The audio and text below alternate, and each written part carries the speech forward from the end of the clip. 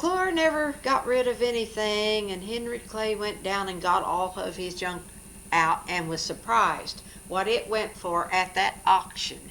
And then he was a car dealer, and he picked a car up for Lois. And Kate Jackson and her went drove down to Florida. Lois's sister came up for the funeral, and Lois let them take Johnny and Marie back to Florida and get them started.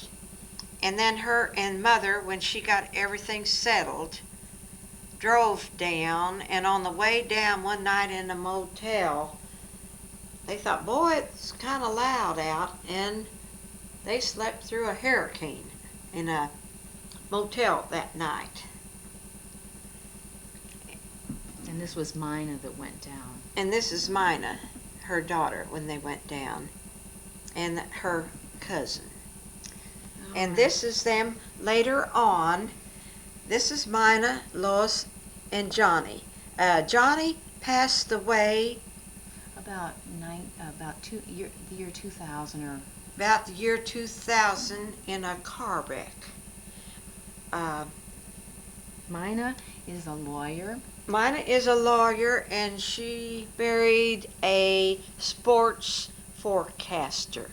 Sports writer Charlie Bricker.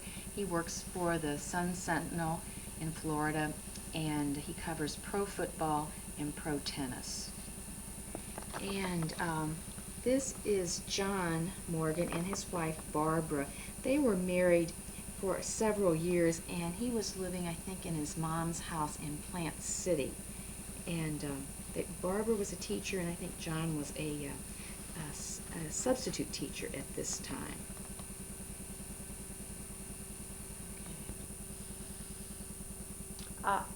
Lois came back later. It was far later. Her and Mina Jane. Mina Jane was already a lawyer, and they came up here, and Theodore had a picnic for them out in his yard. And here is Theodore and Mary, Ella, and Kate in their later years. Mabel was in California at the time, and they just took that picture. They didn't put Gordon or Clinton in it, but I'm sure they were there. Theodore Morgan, born November 16, 1909. In his uniform, he was an airplane mechanic in World War II and was over the United States, and he worked his way through the Army on the aircraft carriers cutting hair, and he made enough money in cash cutting hair on the aircraft carriers that he had enough to pay for the down payment or to pay for his farm. I think it was something like $4,000. He met Victoria Morgan, Victoria Sonnemoser, because he and Victoria's brother Louis owned this motorcycle together. And the Morgan farm touched the eastern edge of the Sonnemoser farm. So that's pretty much how they met. This is their wedding picture on March 5th. And Theodore died in 1996. He died of some of the problems connected to Parkinson's disease.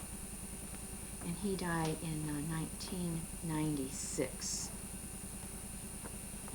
And this is a picture that Mabel Morgan took on Ella Sipes' porch. Front right is Victoria with her oldest daughter, Marie. That's me. Next to her is Mary Thompson and her husband, no, I think that's Joe Sipes, isn't it? Turned around. And Joe Sipes.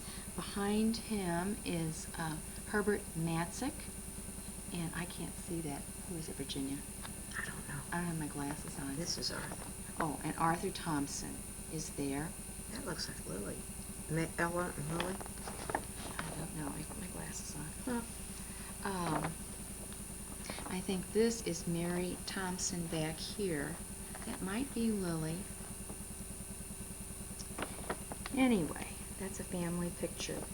Victoria and Theodore had 9 children. Marie, Ted, let's see, Rita, Pat, Trudy, Dan, Jerome, Russell, and Angela. More about that when I get home. 10-4. It's a wrap. And I forgot to say that McClure, when he was in the Army, was in Iwo Jima, and he was in the Air Force mechanic, I believe. But he seen them put the atom bomb on the plane before they went over in Japan, and that is what stopped the war when we did the atom bomb. This is Virginia Tatum and Marie Giannone signing off. When Theodore joined the Army, he went up to St. Joe to Kate Jackson's house, and his mother had passed away. And my mother, Kate Jackson, had to sign the papers for him to get into the Army. Theodore was about 18 when his mother died.